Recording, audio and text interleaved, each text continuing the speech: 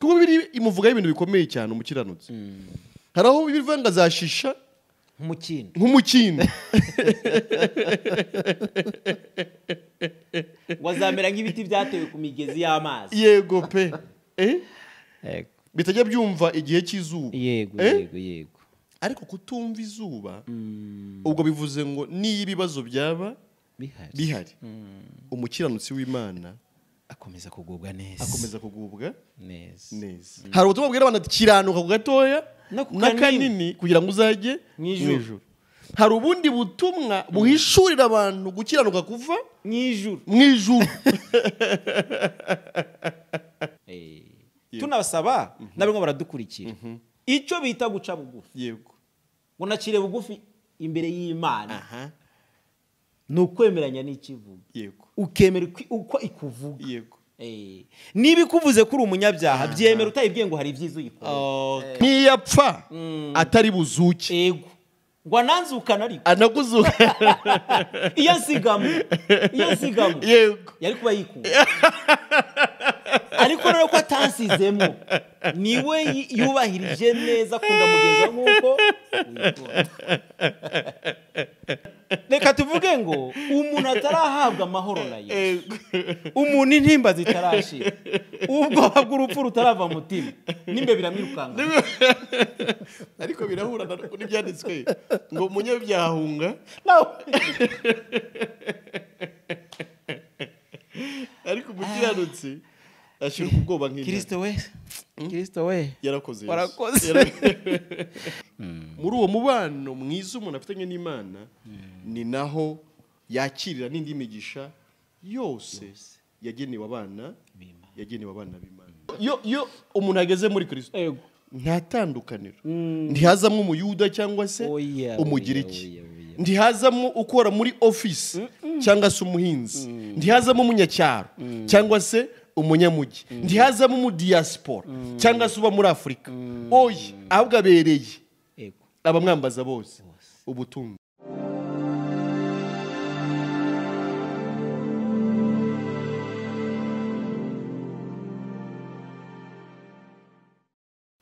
Turabasuhuje bakunzi b'ubutumwa bwiza, mwe mukunda ibiganiro byacu kandi mwe mudahwema kutwereka ko turi kumwe. Turabasuhuje kandi turabashimira ko mukomeza kubana natwe aho mudukurikira hose, yaba ari kuri TikTok, yaba kuri YouTube, yaba kuri Facebook, yaba kuri Instagram. Turabasuhuje kandi turabashimira. Mwibuke gukanda subscribe ku batarabikora kugira ngo uko ibiganiro bibonetse namwe mubibonere ku gihe, kandi mwibuke kubisangiza abandi. Turabibutsa ko tugira na WhatsApp group ku bantu bifuza kuyijyaho. Mutwandikira kuri 07844257. Waba uri hanze ushyiraho akamenyetso ko guteranya 250 7844257 tukagushyira ku rubuga rwa WhatsApp kugira ngo ukomeze usangire n'abandi bera bari ku isi yose umunezero w'agakiza, kandi tunafatanye kubwiriza n'abandi batari basobanukirwa uburyo Imana yatanze ijuru ku buntu. Niba usanzwe udukurikira ndibwira ko amazina yanjye urayazi, ariko nayasubiramo kubw'abandi baba dukurikiye bwa mbere. Amazina ni Emile&Philippe, nkaba ndi umukiranutsi ku bwa Yesu, ariko ubwo butumwa bwatumye bumukiranutsi nanjye akaba aribwo nashyiriweho kugira ngo mbubwirize abari mu isi. Ndi kumwe rero n'umuvandimwe nanone ngira ngo abibwire hanyuma anabasuhuze, ubundi dukomeze ikiganiro ariko twamaze kumenyana. Muvandimwe wacu ni karibu. Yego murakoze. Amazina yanjye nitwa Muhanuzi Philippe. Nanjye nyine nagiriwe neza n'Imana. Namenye ko Imana yambyaye. Yego. Kandi Imana kuko ari yera ibyara bera. Yego rwose. Ubwo rero nanjye rero nduwera ntabiheshejwe n'ibyo nkora, ntabiheshejwe no kwiyeza, ahubwo nduwera byiteka byose ko nabyawe n'umubyeyi yera.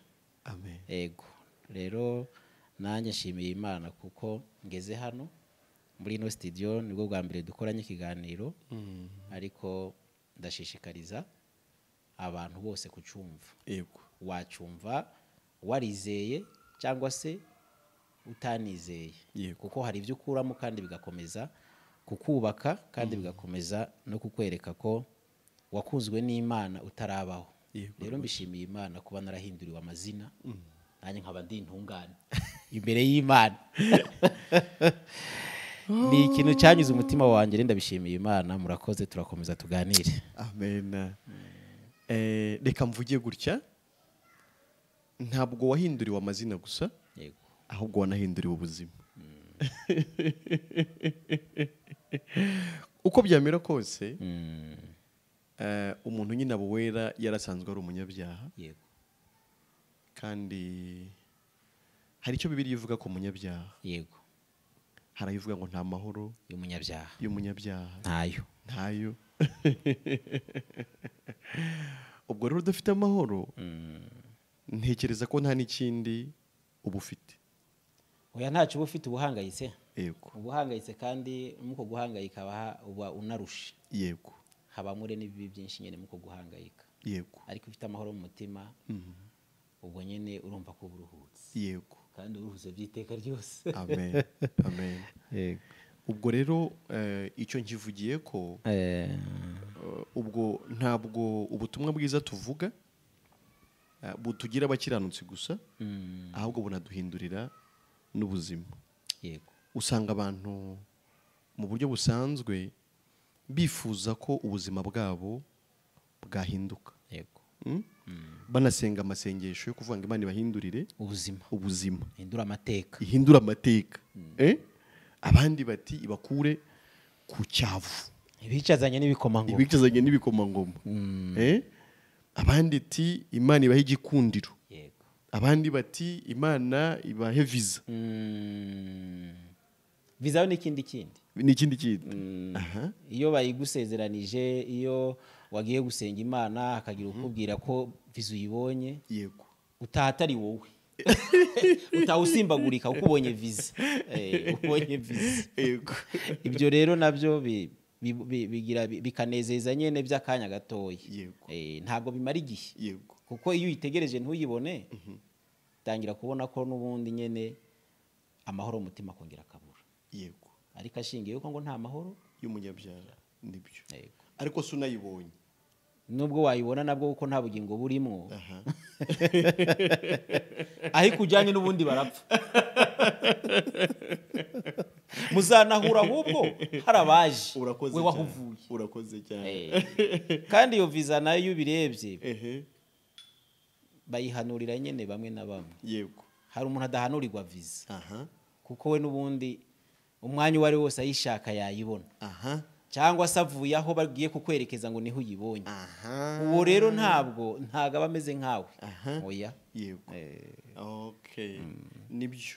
Urumva rero ibyo abantu babwirwa ni byinshi. Yego. Ariko mu by'ukuri ibyo si byo bakeneye. Ntabwo ari byo bakeneye. Igikomeye kurenza ibindi ni icyo waruhereye uvuga ko ushimira Imana ko yakugize uwera. Yego. Yaguhinduriye izina ariko bikanajyana no kuguhindurira ubuzima. Yego. Kubera ko ubuzima twahoranye Bibiliya ntabwo itinya kuvuga ko twari dupfuye. Yego. Tuzize ibyaha ndetse n'ibicumuro. Ubwo byumvikane ko urupfu nyene ari ubwo. Yego. Kuba ufite ibyaha n'ibicumuro ubwo urapfuye imbere y'Imana. Nubwo abantu bakubona ugenda ariko imbere y'Imana kuko ari nayo ibivuze hahita avuguruzwa upfuye ku bw'ibyo byaha. None se upfanye etaje ubwo biba bisobanura ngo iki? Upfanye imodoka se ubwo byo biba bimaze iki?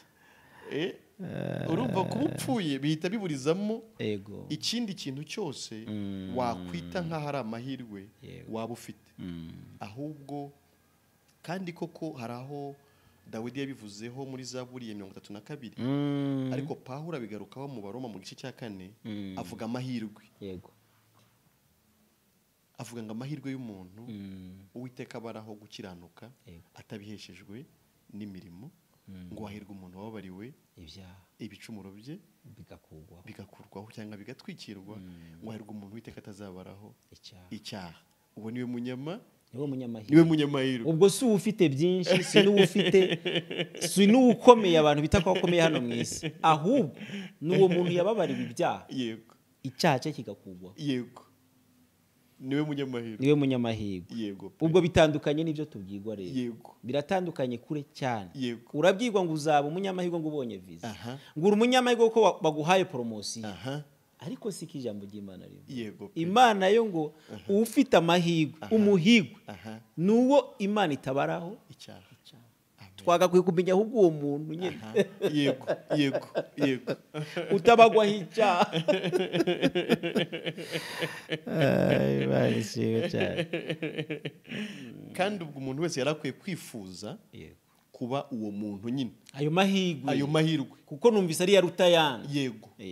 Ariko kuki abantu wa mugani bashyiramo imbaraga n'ubwenge n'umwanya n'ubwitange bukomeye bagatanga ibiguzi? Hari aho ibyanditswe bivuga ko abantu ni muri Yesaya batanga ubu ifeza, bagatanga ibiguzi bitandukanye ngo bagura ibyo kurya, ngo ariko ngo bitari ibyo kurya nyakuri, ahandi ngo bidahaza. Yego. Ariko bari bakwiriye mu by'ukuri kuza ngo bakanywa amazi y'ubugingo ku buntu. Ngo nudafite ifeza nawe nazi. Iyo tuvuga ubutumwa bwiza bw'ubuntu bw'Imana, akenshi abantu ntago bumva imbaraga ziri mu butumwa bwiza. Banatekereza ko ari ibintu biri aho bidafite icyo bimarira ababyumva cyangwa ababyizera. Ariko mu by'ukuri hari naho Pawulo avuga ati ubutumwa bwiza ni imbaraga ihesha. Uwizera wese gukiranuka ni imbaraga. Ubutumwa bwiza ni imbaraga. Niyo mbaraga ndetse y'Imana. Ayo magambo aba mu Baroma mu gice cya mbere, yego, umurongo wa 16 n'uwa 17.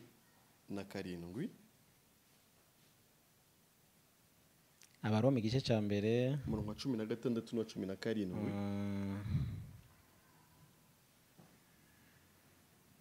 Wahageze? Yego.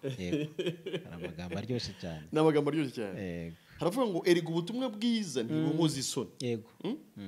Kuko ari imbaraga y'Imana ihesha uwizera wese gukizwa. Amen. Uhereye ku muyuda, yego, ukageza ku mugiriki. Yego. Kuko muri bwo ari namo gukiranuka kuva ku Mana wishurirwa. Guheshwa no kwizera kugakomezwa nako. Yego. Nkuko byanditswe ngo ukiranuka azabeshwaho no kwizera. Yego. Ubutumwa bwiza, yego, ni imbaraga. Muvanda abantu benshi so kwa butekereza ubutumwa bwiza. Ahubwo numva iyi mbaraga niyo twagakwiye kuba dushaka. Yego. Kuruta ya yindi ngo banshize ikiganza ngo hasi. Ahubwo ngo niyiheshe umuntu ukizwa. Amen. Amen. Rero iyi mbaraga ikiza umuntu numva ariyo buri wese yagakwiye kuba yifuza. Nibyo. Kuko niyo mbaraga nyine idasanzwe kukihesha umuntu gukizwa. Yego. Ntabwo ari ihesha umuntu kuba wenda wagwa hasi. Yego. Cyangwa se kuba wakwikumbagaza. Oya, ntabwo yari imbaraga. Yego. Oya, turavuga rero imbaraga itandukanye n'iyo. Amen.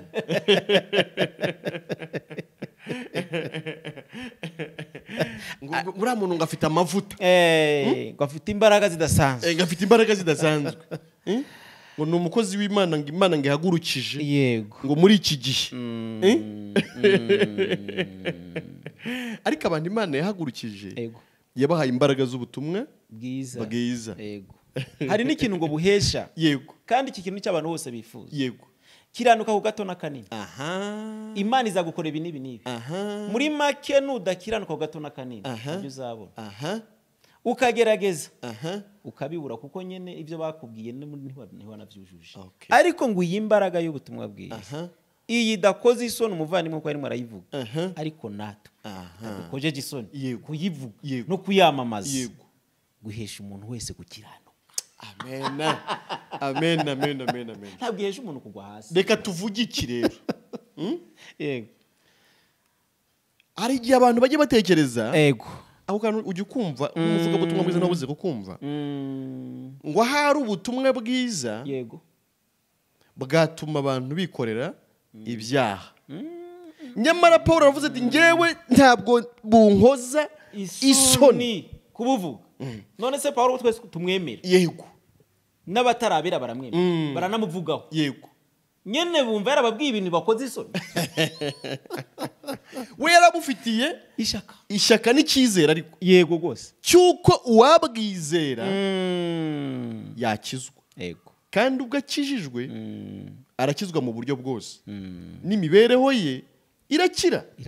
Iraba myiza. Niyo Paul avuga ngo ntibumukoza isoni. Ntibumukoza isoni. Nanjye ntago bunkoza isoni. Ko nzi ko bukiza umuntu agakira urubanza rw'ibyaha. Yego. Ariko n'imbaraga mbi z'ibyaha nazo zigakira. Niyo Paulo avuga ati ntago bunkoza isoni. Iyo birebye hari naho bagiye banamubwira ati ubwo se nyene nibyo turabwumvise ariko se dukora ibyaha kugira ngo buhite buba bwinshi. Paulo ati ntibikabeho. Nibyo. Ntibikabeho ntabwo ari uko bivuze. Yego. Siko bivuze. Ahubwo dore ngo biheshe ubwizeye gukiranuka no gukizwa. Amen. No gukizwa ibyo byaha nyine. Amen. Ahubwo none akanungukiramo no kuba abaye mukiranutse. Bavuze hepfo ngo niho muri bwo nimo gukiranuka kuva ku Mana guhishurirwa. Si ku bantu. Si ukuva ku bantu. Si no ku ngeso nziza. Yego. Oya si no ku mirimo. Yego. Oya si no kwiyeza. Yego. Oya ntabwo ari aho. Abantu batinda aho hantu cyane. Yego. Ku Mana. Ku Mana. Kandi reka tubwire abadukurikiye. Yego. Impamvu ubona utarabaye umukiranutsi nuko utashishikajwe no kumenya uko gukiranuka kuva ku Mana. Ahubwo ugashishikazwa no gushaka gukiranuka kwawe ubwawe. Ikindi koko washishikajwe n'ibyo kubera ko ari byo wabwiwe. Yego. Ariko niba utarabwiwe gukiranuka kuva ku Mana ntiwigeze wumva ubutumwa ntabwo wumvise bwiza. Ayo niyo makuru meza. Yego. Akubwira ko hari ukundi gukiranuka kuva ku Mana. Imana yemera ari nayo igutanga. Yego. Ntiwumva nyine ko bihabanye na kwa kundi kwawe. Yego rwose. Ubwo Imana yasuzuguye kwa kundi kwawe. Yego. Ni nkawe kubwira ati ko kwawe rero kwihorira. Yego. Ufite ukwanjye. Niko nguhaye. Numva nyine ku gukiranuka kuva ku Mana. Niko buri wese yagakwiye kuba nyotewe. Amen. Kugira ngo akubone. Yego rwose. Akubone. Yego. Akugereho. Yego. Nabyo umuvandimwe hano yabihamije. Yego. ngo kuva mu butumwa bwiza. Kandi ubwo butumwa bwiza we ngo nta nubwo bujya mutera isoni kubuvuga. Yego. Ukazi inyungu ziri. Yego. Ko ari za bose. Amen. Ahubwo nyine kutabyakira ni igihombo gikomeye. Ni igihombo gikomeye. Ni igihombo. Ariko se reka tuvuge iki? Hari ikintu wakomojeho kare. N'ubundi reka mvuge ko ikintu abantu bajye batekereza bati nimba umukiranutsi. Yego. Mu by'ukuri nkaba nzi neza ko ndiwe. Yego. Burya n'ibibazo byose mfite bizakemurwa nuko nabaye umukiranutsi. Iyo kintu nicyo. Ahubwo ikibazo nuko bayobewe gusa. Yego. Uburyo umuntu nyine aba umukiranutsi. Kuko biri imuvugaho ibintu bikomeye cyane umukiranutsi. Hari aho biva ngo azashisha nk'umukindo. Wazamera nk'ibiti byatewe ku migezi y'amazi. Yego pe. Bitajya byumva igihe cy'izuba. Yego. Ariko kutumva izuba ubwo bivuze ngo niyo ibibazo byaba bihari umukiranutsi w'Imana akomeza kugubwa neza. Hari aho biriva n'ubundi ngazamera nk'umwerezi w'i Lebanon. Uwo ni umukiranutsi. Yego. Bivuze rero ngo ikibazo gusa abantu bafite nuko atari abakiranutsi. Yego. Sibyo? nicyo cyonyine kuko n'ubu umukiranutsi ubwo n'ibindi byose biva ku Mana yego bigenewe abakiranutsi bayo uzaba ubibonye ariko Imana ishimwe yego ko isi ifite abakiranutsi yego rwose noneho hariho n'abavuga no mu rurimi abantu babasha kumva yego abantu bakabyumva yego yewe bakanabisoma yego hariho n'abandi bavuga mu zindi ndimi yego rero icyo Imana yashiriyeho abakiranutsi hano mu isi yego ni ukugira ngo bagaragaze gukiranuka kwayo yego muri make yaranabyandikije ariko abantu ntibabyumva yego ariko noneho yashizeho abandi bakiranutsi hano aha bafite gukiranuka kwayo Yego. kugira ngo babibwire abantu amen ubwo rero kubyirengagiza kutabyumva aha harimo kwishyira hejuru yego harimo no kubugundiriye gukiranuka kwawe yego kandi Imana yamaze kuvuga ko itagushaka yego irashaka ukwayo okay kuva kuri yo Yego. niko kwemewe niko yemera nuko reka tuvuge ko ubundi Imana ubwira yemera cyane ni nako yavuze ariko icyubahiro cyayo ntabwo izagihunda niba Imana itisubiraho ikaba yaravuze gukiranuka kwayo wowe ukaba ufite ukwawe ntabwo muri buhuze ntabwo mwahuze icyakora ibyo wagerageje gukiranuka yego wabiha mugenzi wawe Okay. uko birasa n'ibyo afite okay ariko wowe ibyo wagerageje gukiranuka kwawe ntiwaguha Imana Okay. ntibisa yego yego ni nkaho yanakubwira ati iyi ni pirate Yego. mfite original okay akira original nshaka nibyo Yego. nibyo rwose nkuko wari ubivuze ko abantu mu by'ukuri barahirwa yego kubera ko Imana yashyize abakiranutsi mu isi kugira ngo batangaze ubutumwa bwiza yego ku batari basobanukirwa uko Imana igira abantu intungane cyangwa se abakiranutsi nabo bagabane gukiranuka kwayo yego hanyuma turaganwe nabo ubwami bw'Imana yego ubwo rero amahirwe ntibayapfushe ntibapfushe ubusa aya niyo mahirwe kumva ehe ibyo ushaje utari bwumva yego kumva ibyo ubyirutse yehe utari bwumva yego nge numva wahita ahubwo ibyo bintu aha ubifata aha ukabikurikira aha ukanashaka nabo babivuga aha uretse ko twanaje ahagaragara yego kugira ngo tubivuge kuko nicyo kibuze none se muvandimwe ko icyo wari uvuze Yego. ngo ibintu umuntu ashaje atarigeze yumva ibintu umuntu yabyirutse atumva yego sibyo none reka mbaze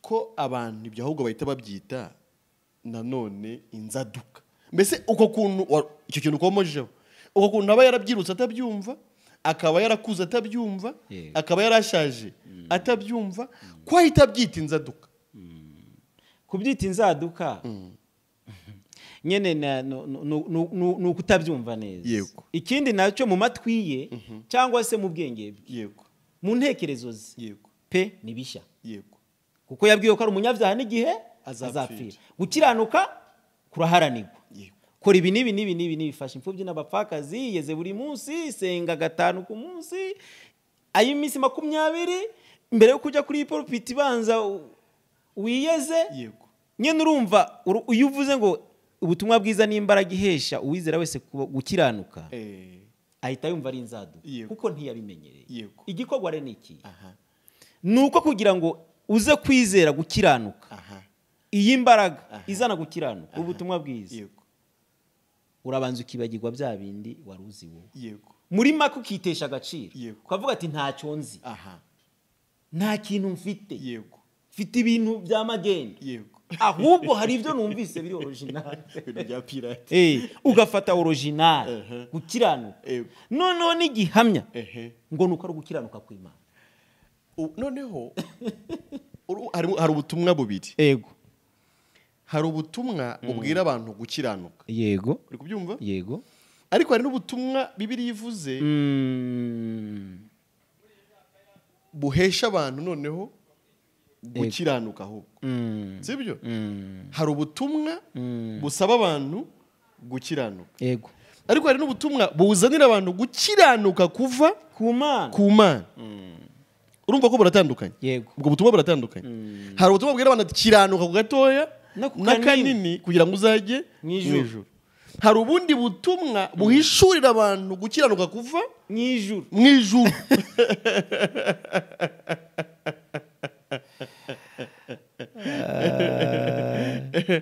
wowe dukurikira muri ubwo bwose wumvisha ubuhe yego niba warumvisha ubugusaba gukiranuka ngo uzajye mu ijuru iyo ni pirate. Ubutumwa bwiza yego ni ubukuzanira gukiranuka kuvuye ku Mana, guheshwa no kwizera. yego Sibyo? Icyo nacyo tugomba kukivuga. yego Bibiliya igaragaza ko igicumuro cy'umuntu umwe cyateye abantu bose guhinduka abanyabyaha, uwo muntu ni Adamu, ariko ibyo ntibyasabye kwizera. Ahubwo gusa kubera uko uvuka kuri Adamu, kubera uko ukomoka kuri Adamu, uvuka uri umunyabyaha. Reka tuvuge ko ntabwo Imana ikwita umunyabyaha ishingiye kuri 1, 2, 3 y'ibyo wakoze. Ahubwo gusa kubera uko ukomoka kuri Adamu uri umunyabyaha kandi wujuje ibyangombwa byose byo kujya mu nyanja y'umuriro n'amazuku. Ubwo umuntu avutse bakamufungiranira ahantu wenyine ku buryo atazigera agira ikintu cyitwa icyo twita kibi akora, kubera ko muri sosiyete ntawe bahuye ngo abimubwire cyangwa kimukorere icyo kibi. Aba ari wa munyabyaha n'ubundi ukwiriye kujya mu muriro. biratangaje reka tubwire abadukurikiye icyaha kirabaruta kandi tubonye yuko icyaha si icyo umuntu akoze ahubwo iryo vuko ayo maraso. uvuze ku mugabo wa Adamu, uzi ko nta muntu n'umwe ku isi arahindura ikintu Adamu yakoze. Ubwo no muri bwa buhamya bwanjye urumva nanjye ko nahora nikuraho icyaha, nikuraho ibyaha uko bukeye uko bwije uko mumbije, ariko biragaragara yuko nikuraho ibintu binduta ntanafitiye n'ubushobozi. Ntibyari gushoboka. Abantu rero kugwana n'ikintu batazi kibarusha imbaraga batabasha guhindura. Ariko Pawulo abivuga mu Baroma mu gice cya 7 yaravuze ngo mba nshaka gukora ibyiza ngarika ibi bikantanga imbere ngo sinzi ibyo nkora, kubera ko ibyo nanga nsanga ari byo nakoze, ibyo nshaka ntabe ari byo nkora. Ngo nuko rero ngo ubwo nkora ibyo ndashaka ngo sinjye ubu kibikora ngabwo n'icyaha kimbamo. Aho hantu abantu baze kuyitondera. Ntago Pawulo ibintu yirataga yavuga ko bimutanga imbere, baze kubyumva neza. Pawulo yari umunyamategeko anayakurikiza, ubwo byagezwe ngese ya mategeko yari yarabinonosoye ngo yarameze neza cyane. Ubwo ku bintu abantu basanzwe bakora ubu ngubu nawe arabikora, yarabikoraga kandi akabikoraga neza. Hari ababyumva bakibaza ngo wenda ngo Pawulo ngo yarashaka gukora ibyiza ngo gashiduka ngo yivye cyangwa yasamba. Uriya mugabo ari inyangamugayo no mu buryo bw'abantu. Ariko icyo ashatse kuvuga nuko muri Adamu twakuyemo ibintu bibiri, icyiza n'ikibi. None icyiza nico cyagomba kimutanga imbere ye, ariko nayo kigahinduka kibi imbere y'Imana hashingiye ku isoko yacyo cyane. Imbere y'Imana kiba ni nako ijambo ry'Imana rivuga ngo ntawe ukora ibyiza n'umwe, nta n'uwumenya n'umwe, ngo bose babereye ibigwari rimwe. Ubwo kuba ibigwara abantu bose no gutakaza no kuba abakiranirwa no kuba abanyabyaha byabereye muri Adamu. Ariko ijambo rirakomeye cyane, ntawe ukora ibyiza umwe. Kose ko arabavuga ko babikora. None se ubwo turemera iki? Twakwemera ibyo abantu bavuga cyangwa turemera ijambo ry'Imana rivuga? Turemera icyo Imana ivuga kandi tugomba kwemeranya nayo. Tunabasaba nabwo baradukurikira icyo bita guca bugufi, ngo nacire bugufi imbere y'Imana ni ukwemeranya n'ikivuga, ukemera uko ikuvuga. Niba ikuvuze kuri umunyabyaha byemera utayibwiye ngo hari ibyiza uyikora. Nibyo, kuko hari naho rigaruka rivuga ijambo ngo kuko bose bakoze ibyaha kibashyikira ubwiza bw'Imana. Hari igihe wenda udukurikiye wavuga uti hoya ngewe ndagerageza, ariko siko bavuze ko ari bose, baba baribagiwe ko wowe uzaboneka. Ni bose ni bose mwene data.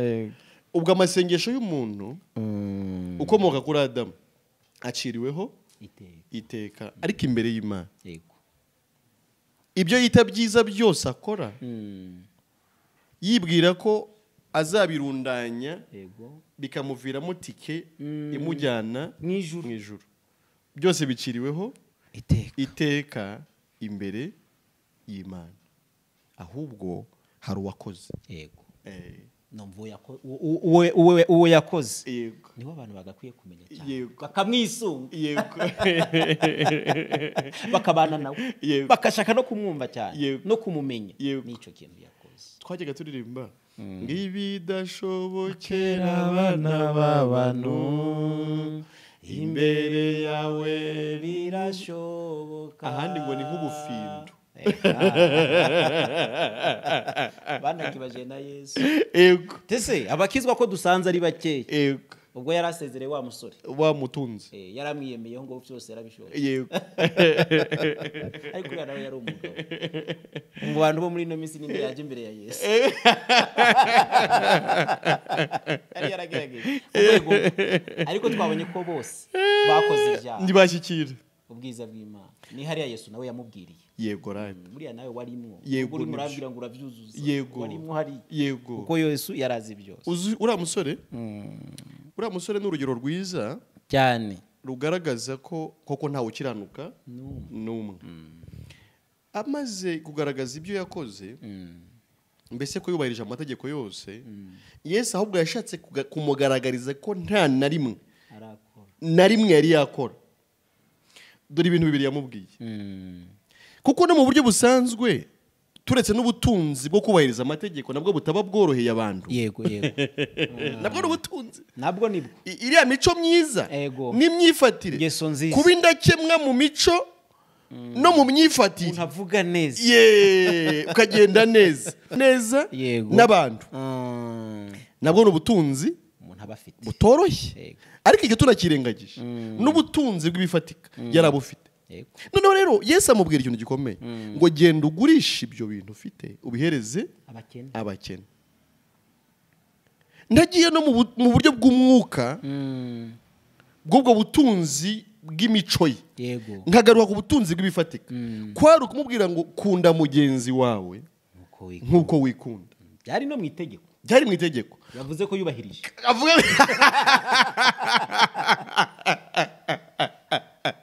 Yesu arahishura byose. Ahishura byose. Yaramurondoye. Nawe wamuhisha. Umusore ngo kubera ko afite ubutunzi bwinshi, ahonga mu maso, abona bitari bushoboke. Kandi ni wa muntu wavuze ko yubahirije amategeko yose, ariko kandi nguhereye mu buto. None yarundanyije ubutunzi aturanye n'abakene, kandi ngo yubahirije amategeko yose.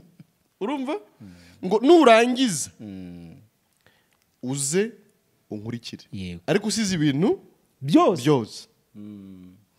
Nanone abamukubise rindi ukundisha Imana umutima wawe wose, ubwenge bwawe bwose, n'ubugingo bwawe bwose. Ubwo iby'imibare yo guha abakene no kubyigwizaho ihita itakara, kuko kundisha Imana yawe n'ubwenge bwawe. Urumva? None se ubonye Imana nyine, kuko Yesu ni Imana. Nabwo yabanje kukimusobanurira icyo kintu. Buriya mu kiganiro bagiranye yanamusobanuriye ko ari Imana, kuko yaramubwiye ngo mwigisha mwiza. Yesu atamubwira ngo nyitira iki? Mwiza. Kumwiza ari umwe. Mu yandi magambo umwiza n'umwe, kandi umwiza ni Imana. Niba unyita mwiza, ubwo uba wemeye ko ndi Imana nyine.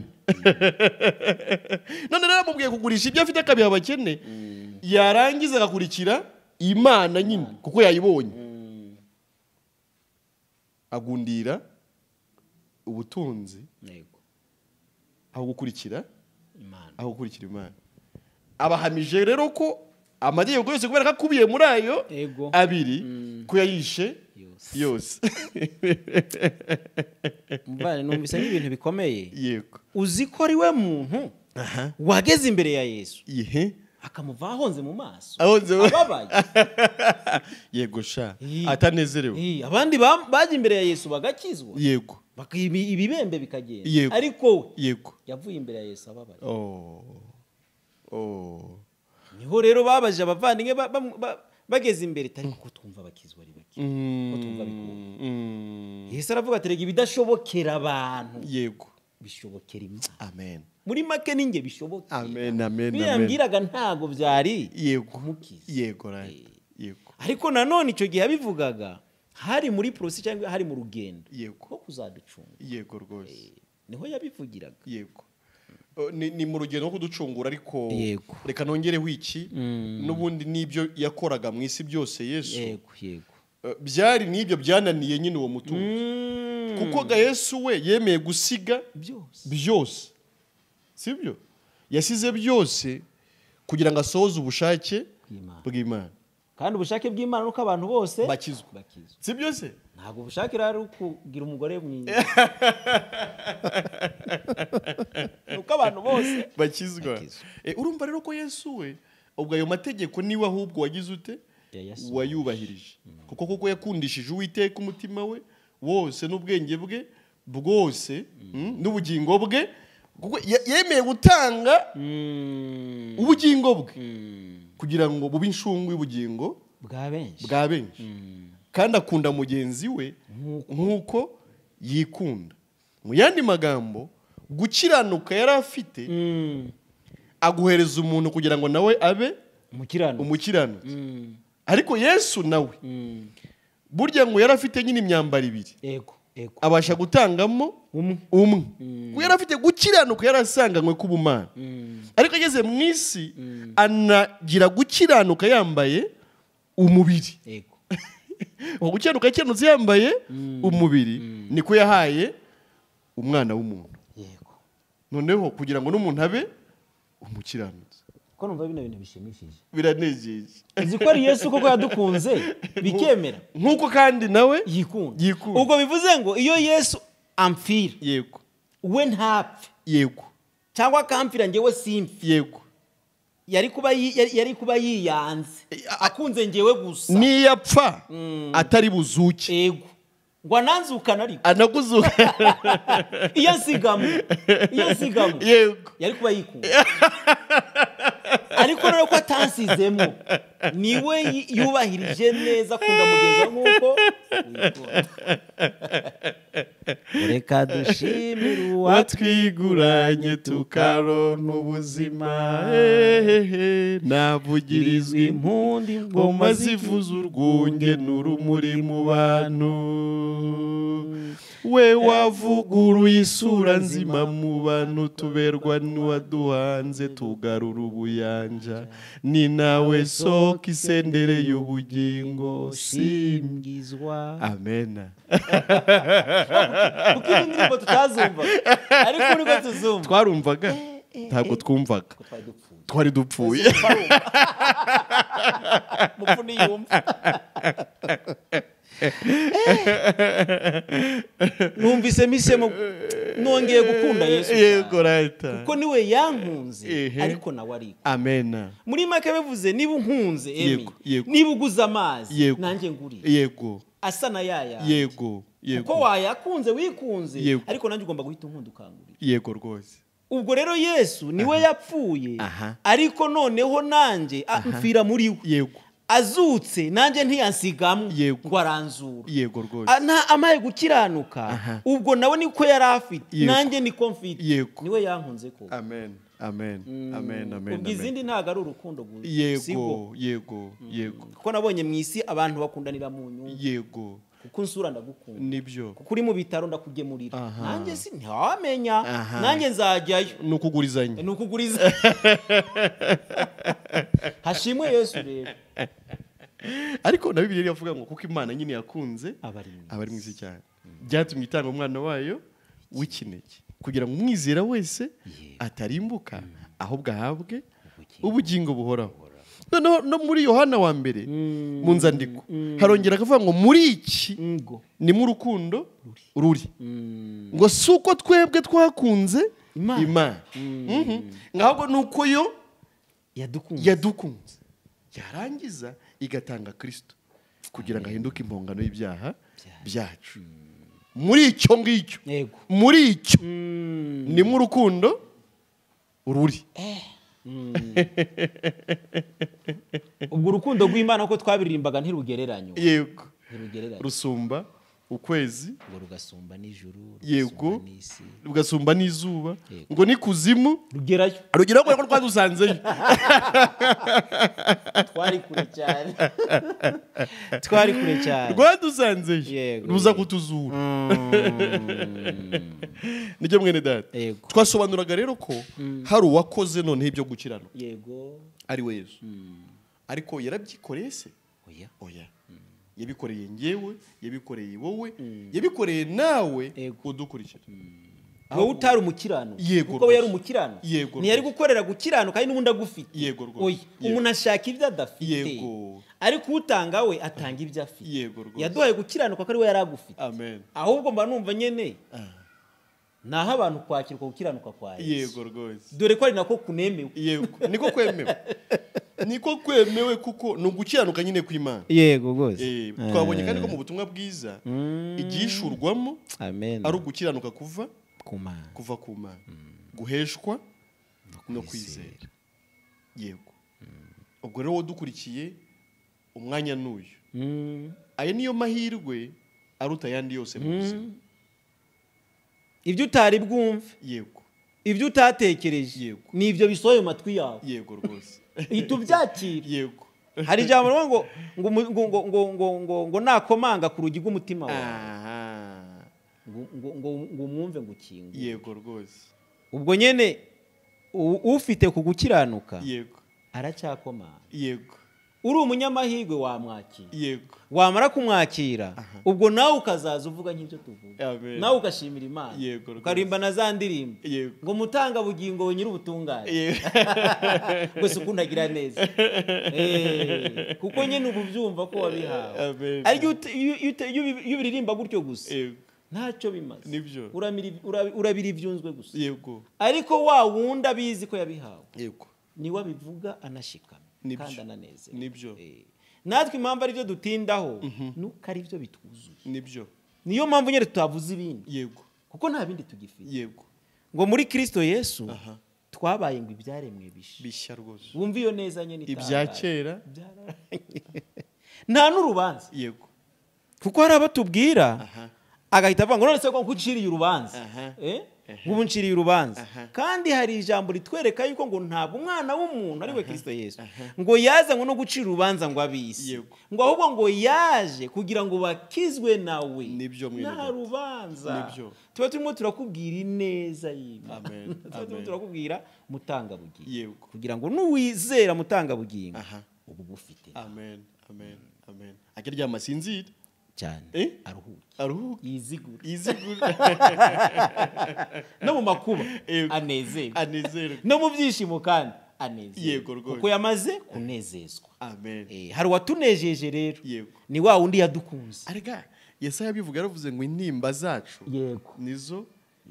nizo yikoreye ngo ashenjagurirwa gukiranirwa kwacu ngo igihano kiduhesha amahoro kiba kuriwe no kuri intimba zacu yarazikoreye uzi ko ngewe amahoro nayabonye ari uko bayabujije Yesu yego ariko nawe udukurikira niko byagenze amahoro kugira amahoro yandi ngo ngaya amahoro meza tangwa na Yesu nayo ngayo nayo yuko ariko twari guhanwa noneho ukakaba ari wahanwa twe twibera amahoro amen numva nta kirusha agaciro ibyo yego rwose nta kirusha agaciro ibyo bintu umuntu agakira n'intimba yego no gusuhuza umutima kurara wumva imbebe inyura ku mabati titoka mu izina rya Yesu nayo ikeneye kwisanzura nayo ni ikireme ahubwo ryamusinziye yego rwose kuko ufite amahoro cyo mu mutima ariko amahoro umuntu yamburwa n'imbeba nayo ntayaba hari rata nayo igihwayi igikerisi kije mu nzu reka tuvuge ngo umuntu atarahabwa amahoro na Yesu, umuntu intimba zitarashira, ubwoba bw'urupfu rutarava mu mutima, nimbe biramwirukanga. ariko birahura n'ibyanditswe ngo umunyabyahunga ariko umukiranutsi ashira ubwoba nk'intare. Kristo we yarakoze warakoze. Uzi ko umuntu yimuka muri quartier akajya mu yindi ngo baramuroga kandi ubwo ni ipusi yumvise inyura hejuru y'amabati. oya mureke nukuri muze muruhukire kuri Yesu. Yaravuze ngo abarushye n'abaremerewe muze munsange mbaruhuje. Abarijwe na kanyari, yego, na kizaboro, abarijwe no kutabyara, yego, abarijwe no kugumigwa, yego, abarijwe n'icacumi n'inyatsi n'amaturo na uniforme yakora n'inzara idashira n'amasengesho yamunaniye, yego, n'ibipande, yego, nimuze muri Kristo Yesu muruhuke. baruhuke, yego rwose, kuko nako turaruhutse. yego pe. Nibyo muvandimwe, yego, nibyo. Reka mvuge ko mu by'ukuri umuntu yavuga ko Yesu ari we gisubizo cy'ibibazo byose umuntu afite, ariko ipfundo rya byose ni ukwakira gukiranuka kwe. atanga umuntu akabana n'Imana amahoro. Muri uwo mubano mwiza umuntu afitanye n'Imana ni naho yakirira n'indi migisha yose yagenewe abana b'Imana. Yego. Numva rero kuba umwana w'Imana, yego, mukiranutsi, yego, intungane, yego, byose ubwo biri muri Kristo Yesu rero. Yego. Numva nyene Kristo Yesu ari ukenewe. Ni ukenewe mu buzima bwa buri wese. Amen. Yego. Amen. Amen. Kuko ibyo bafite abenshi no barabizi ko bataruhutse. Yego. Ejo araba bifite, ejo bikabura. Uzi ko unyibukije rya jambo riba mu Baroma rivuga ngo abereye abamwambaza bose ubutunzi. Amen.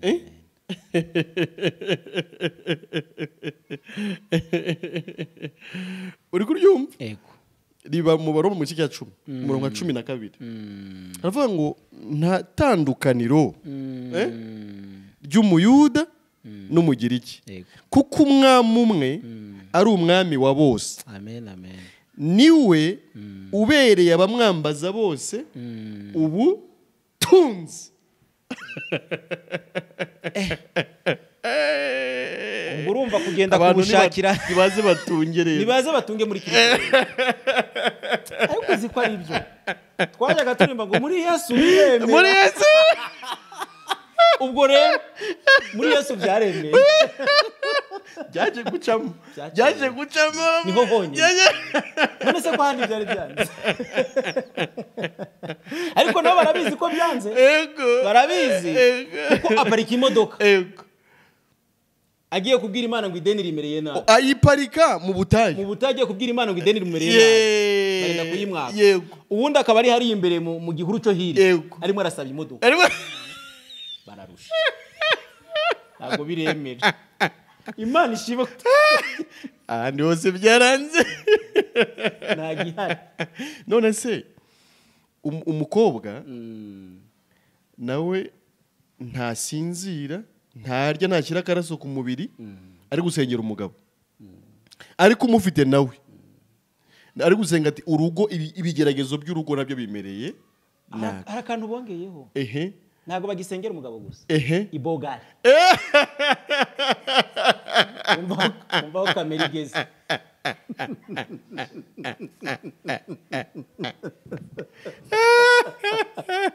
Ibogari kuko ibyo byifuzo natwe barabituzaniraga.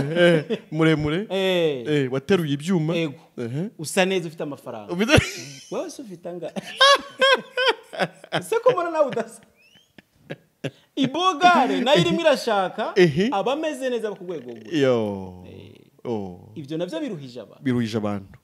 Utari ibogare akaza atariko ndumva twabana. Yego. Ati barakubisha. Yego.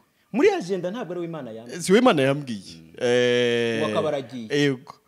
Ku cyumweru agenda gushima Imana.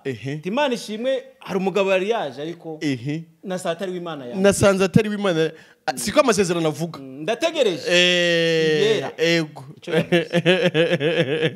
Iyo nayo nini? Undi akavuga ngo we ngakeneye umudiaspora. Ego. Umudiaspora nawe agezweho Philippe. Ntabwo biremera. Ntabwo biremera byaranze. Kandi umudiaspora nawe. Ntabwo ari bwifuza umunyafrika. Yego. Barakenya. Yego. Nawe yarahabaye. Nawe arashaka nawe uri London. Okay. Uteye imbere nkawe. Urumva abantu barashaka gutungishanya. Ni imibare? Abantu barashaka gutungishanya. Bari mu mibare? Ariko Imana irimo iratubwira ati ni muze muri Kristo Yesu. Abereye. Abamwambaza bose. Ubutunzi. Bavuze ngo yo umuntu ageze muri Kristo. Yego. Nta tandukaniro. Ntihazamo umuyuda cyangwa se umugiriki. Ntihazamo ukora muri office cyangwa se umuhinzi. Ntihazamo umunyacyaro cyangwa se umunyamugi. Ntihazamo mu diaspora cyangwa se uba muri Afrika. Oyi, ahubwo abereye. Abamwambaza bose ubutunzi. Reka mvuge ngo icyo gihe yuri muri Kristo ntacyo mu diaspora yaza kubwira. Ntacyo kurusha. Cyakora nawe ageze muri Kristo yabaye umutunzi nkawe. Ego, mwabana. Kuko nabatunzi babiri wahuye. Nabatunzi babiri wahuye. Abereye abamwambaza bose ubutunzi. Ngaho gutunga none bishoboke. Ego. Ngaho gukurwaho inyatsi na karande bishoboke. Ariko nabyo nyine urumva biri ku muntu atarashikirwa ubutunzi. Yego. Niwe babwira ngo twe dukuraho inyatsi na karande. Yego disi. Twebwe duhindurira amazina abantu. Yego. Abakobwa batarashaka. Turabasengera bagashaka. Ni muzi. Ariko mwahagera. Ugasanga nyene hari ikiguzi biri bugusaba. Yego. Kandi nanone nunabibona. Kanemere ko bibonye. Ariko n'ubundi urakomeza kumva ikidodo kutazajya he mu ijuru. Ukeneye kwa gukiranuka twavuga. Uretse no kutajya mu ijuru. N'inyota wari ubifitiye. Yego. Wayigize kubera ko wari utarabibona. Yego. Ibintu byo mu isi byose bikoze ku buryo. Yego. Yumaze kukigeraho. Kitamara ya nyota n'ubundi wari ufite. Uburirimbi ijana 23 aravuga ngo najyaga njya kwiriba by'isi. Mfite inyota nyinshi cyane. Ngo naba ngiye kunywa amazi akagira ute. Agakama. Ngo nuko nkayabura nkiheba. Ariko komeza avuga ngo ubunone ni Yesu mpaza wenyine. Guhaga rero noneho biri muri Kristo Yesu. Ngo nta rindi zina nemera. Ngo kubera ko ubugingo ndetse n'umunezero bibonekera muri inde? Muri Yesu. Ntabwo ari kanyarira ariko. Sina mu mazi, sina mu mashuri. Ni muri Kristo Yesu. Muri Kristo Yesu. Harimo ubugingo ariko harimo n'umunezero. Abereye abamwambaza bose ubutunzi. Ariko se ko numva ariko kuri. Abantu bakwakiriye ukuri. Abantu bakira ukuri kuko ibindi birabaruhiriza ubusa. Abantu ntibazi icyo bashaka. Nicyo kibazo. Ariko reka tukubwire gutya. Kimwe cyo niba wifuza kujya mu ijuru. Yego. Cyane ko cyakabaye icyifuzo cya buri muntu wari we wese. Kuko ngo nta heza hisi. Yego. Twese ibyo bintu tubiziranye. Yego rwose. Ko babivuga? Yego. Natwe niko twabivuga. Yego. Ngo nta heza hisi.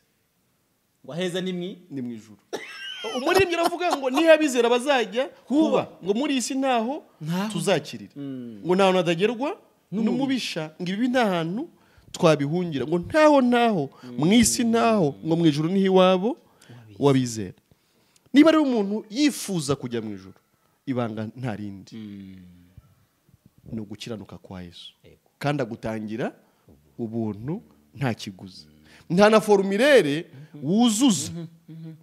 Ngo bakoga amafoto ya passport. Nta no kumanika ukuboko. Nta no kumanika ukuboko. Ngo twanamerika n'amaboko. Aka kanya uri kutwumva. Yego.